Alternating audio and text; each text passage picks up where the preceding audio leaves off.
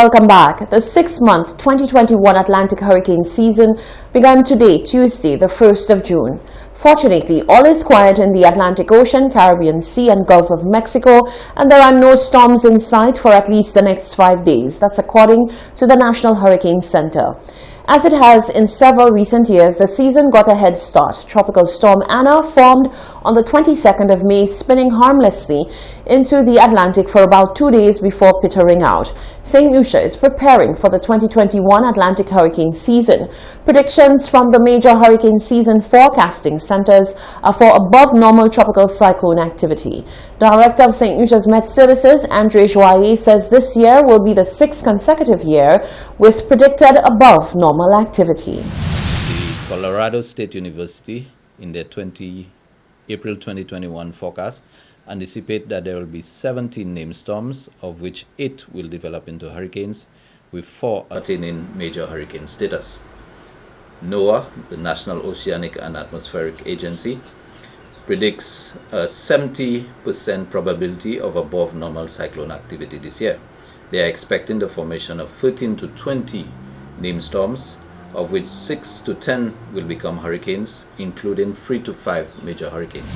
Regardless of the pre-season predictions, the St. Lucia Met Services advises residents and interests in the region to exercise due diligence in the planning and preparations for this year's hurricane season. We encourage you to consistently follow regional weather developments and to pay particular attention to local weather reports, advisories, and bulletins issued by the St. Lucia Met Services. The National Emergency Management Organization, NEMO, will also be issuing important directives and information which you are strongly advised to heed. Pre-season rainfall over St. Lucia this year has generally been near normal, and this trend is likely to continue into July. Rainfall thereafter is expected to be normal to above normal. In spite of this prediction, note that heavy rainfall episodes are an expected feature of our rainy season, and the occurrence of flooding and landslides remain a major concern. The Met Services will utilize all available communication channels, including local and social media, to deliver timely information to the St. Lucian public. In light of the challenges posed by the COVID-19 protocols currently in place, the Cathedral Parish has themed this year's observance of Corpus Christi as Blessing of the City Day. As a traditional procession of the faithful through the streets of Castries with the Blessed Sacrament, which has taken place since 1749, cannot take place, the Blessed Sacrament will be conveyed via motor vehicle on a route around the city of Castries, blessing all parts of the city. The traditional decorated street altars where benediction is given along the way will be adapted to reflect the needs of the city. Locations will be announced later. Other stops will include places where recent murders have occurred, such as the Grosley bus stand and the old Folk Research Center site at Mount Pleasant. There will be 2 masses at the Cathedral on Corpus Christi, one at 7 a.m., another at 2 p.m., followed by the Blessed Sacrament Motorcade, which begins at 3 p.m.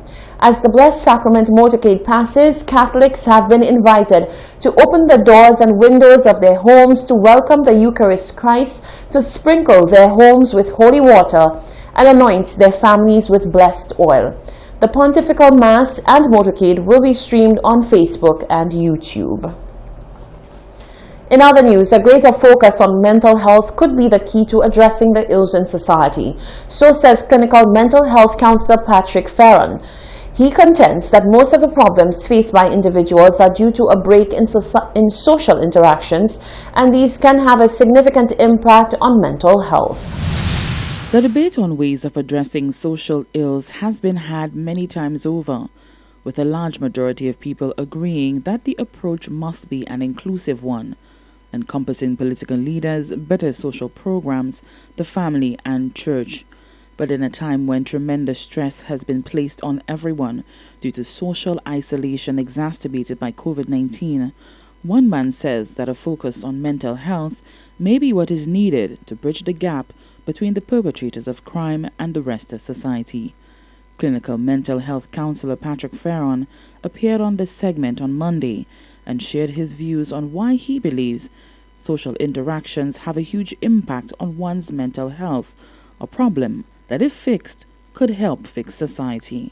when you look at it, most of the problems that we talk about, they are really generated by us not dealing with one another as we should.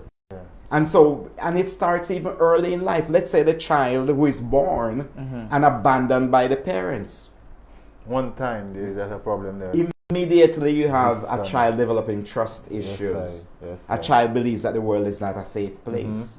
A child who is going to present certain behavior problems later on, and we may not realize that we messed up things way back there. Early out. So part of what we have to do is to really address and look at all these things that impact us in our social or human relationships. And if we zero in on that, we begin to see so much of the picture as to what we need to do to take care of our mental health. Farron believes that a lack of basic needs could trigger mental health issues, including depression and anxiety.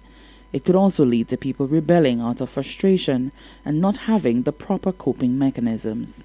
Everybody needs certain fundamental needs met.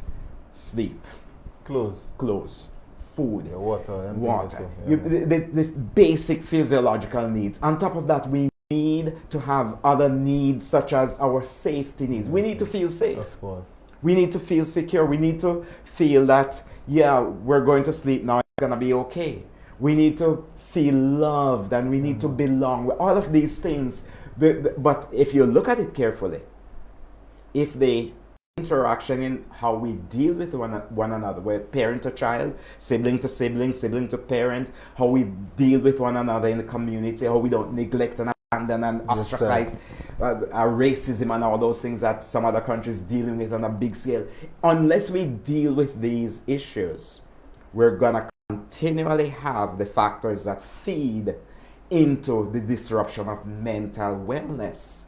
Mental health issues have risen significantly over the last decade, with a sharp increase recorded in the number of young adults and adolescents who reported experiencing negative psychological symptoms. For the Hot 7 News, Nisha Charles reporting. Stay with us, there's more news after the break.